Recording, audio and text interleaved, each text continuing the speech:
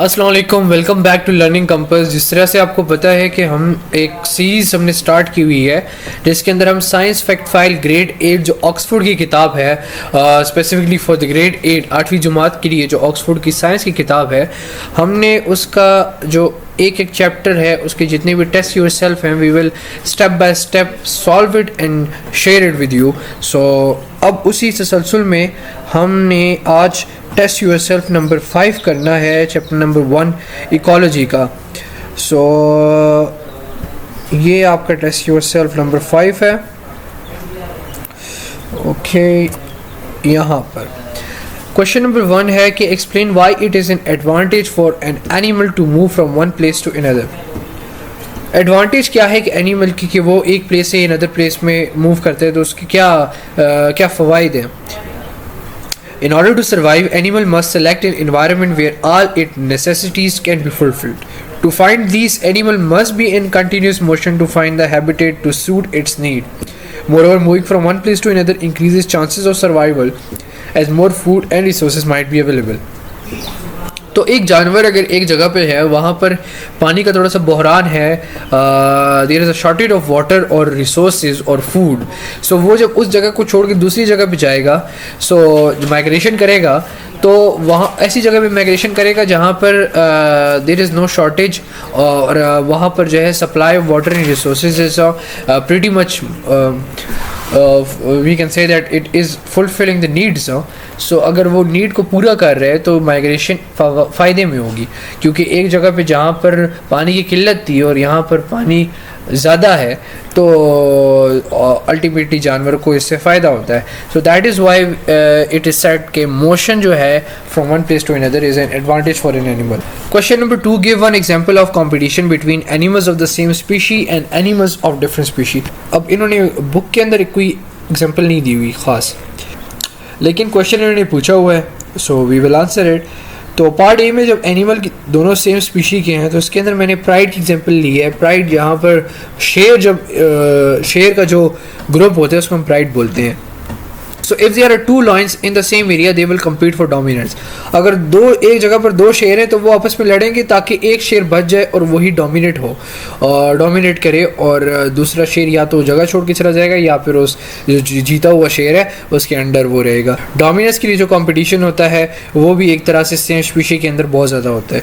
और दूसरा जो है जिसके अंदर डिफरेंट स्पीशीज़ हैं, उसके अंदर मैंने एग्जाम्पल दी हुई है मंकीज़ की, कि ये इसका एन नहीं लिखा हुआ, सॉरी फॉर दैट, कि अगर मंकीज़ जो हैं, दो डिफरेंट स्पीशीज़ ऑफ मंकीज़ हैं, वो अगर एक ही जगह पे रह रहे हैं तो वो तो दरख्तों पर रहते हैं, और दरख्त तो स्पेसिफिक अमाउंट 100 दरख्त हैं, तो और स्पीशी 2 हैं, तो अब वो दोनों कम्पीट करेंगे आपस में ताकि ज़्यादा से ज़्यादा दरख्त जो है ना ले सकें, ताकि उनके पास एरिया ज़्यादा हो जाए। और फूड के ऊपर भी वो कम्पीट करेंगे कि एक स्पीशी ज़्यादा फूड लेना चाहिए, दूसरी स्पीशी जो है वो भी उसी फील्ड के ऊपर हमला करेगी जिस पर पहली स्पीशी कर रही है, तो कंपटीशन बहुत ज़्यादा होगा for the food and resources and shelter. So ये एक एग्जांपल है, a competition between animals of the different species. List 4 things plants compete for. Plants भी कुछ चीज़ों के लिए कम्पीट करते हैं, जिसमें मैंने 4 चीज़ें लिस्ट की हुई हैं कि water, minerals, sunlight and attraction. Attraction जो है इस तरह से कि पॉलिनेशन में कुछ फ्लावर्स बहुत प्यारे होते हैं, they are bright in colours and they are attractive, और कुछ ऐसे होते हैं they are dull in colour और ये बहुत डल होती हैं। सो अब अट्रैक्शन भी एक तरह से है कि जो इंसेक्ट है, फॉर एग्जांपल बी है, वो इसी तरफ आएगा जहाँ पे नेक्टर ज़्यादा होगा, या जो प्लांट उसको ज़्यादा अट्रैक्ट करेगा, बी उधर ज़्यादा जाएगा। जब बी उधर ज़्यादा जाएगा तो pollination will happen for that plant specifically, और दूसरा जो प्लांट है उसके लिए वो पॉलिनेशन उतना बाअसर नहीं होगा जितना दूसरे प्लांट के लिए है, which is attractive. Question number 4 है straight tree trunks are useful for buildings. Explain why trees grown for building are planted very close together. ये एक बड़ा अच्छा सवाल उन्होंने किया हुआ है। तो इसका जवाब ये है कि अच्छा, ये क्वेश्चन क्या आ रहा है, ये कह रहे हैं कि स्ट्रेट ट्री ट्रंक्स चाहिए हमें, यानी हमें सीधी जो है ना दरख्त, सीधा एक दरख्त चाहिए जिसको हम आसानी से जो है ना, मतलब उस पर ज़्यादा फिर मेहनत की ज़रूरत नहीं पड़ती, क्योंकि ऑलरेडी स्ट्रेट होता है, तो वो बिल्डिंग वगैरह में ज़्यादा काम करता है, क्योंकि बिल्डिंग के लिए तो एक स्ट्रेट एक अलाइनमेंट चाहिए होती है, डिग्री चाहिए होती है। तो वो उसको पैदा करने के लिए ये लोग क्या करते हैं कि प्लांट्स को आपस में करीब करीब जो है ना ये लोग प्लांट कर देते हैं।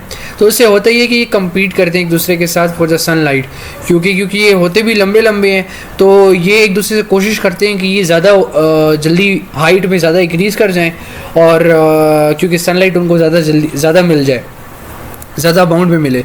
तो जब वो ज़्यादा अमाउंट में सनलाइट अवेल करने की कोशिश करते हैं, तो उस सारे साइकिल के अंदर जो उनके ट्रंक्स है, उनका जो एक लाइन होती है वो बिल्कुल स्ट्रेट होती है, यानी उनकी जो डिग्री होती है अलाइनमेंट की वो बिल्कुल स्ट्रेट होती है।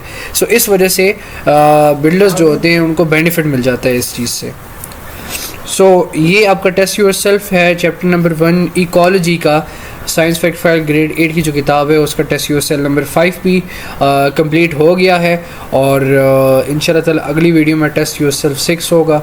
जितने भी टेस्ट योरसेल्फ्स हैं और ये सीरीज़ है, इसकी प्लेलिस्ट है, वो मैं आपको लिंक डिस्क्रिप्शन में इंशाल्लाह दे दूँगा। और don't forget to subscribe, like and share it with your friends as well.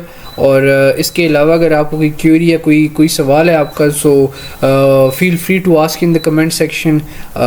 इंशाल्लाह कोशिश ज़रूर करेंगे कि आपको जल्द अज जल्द रिप्लाई किया जाए, and we will make sure that your concepts are clear, your question is 100% answered. So अगली वीडियो तक के लिए अल्लाह हाफ़िज़।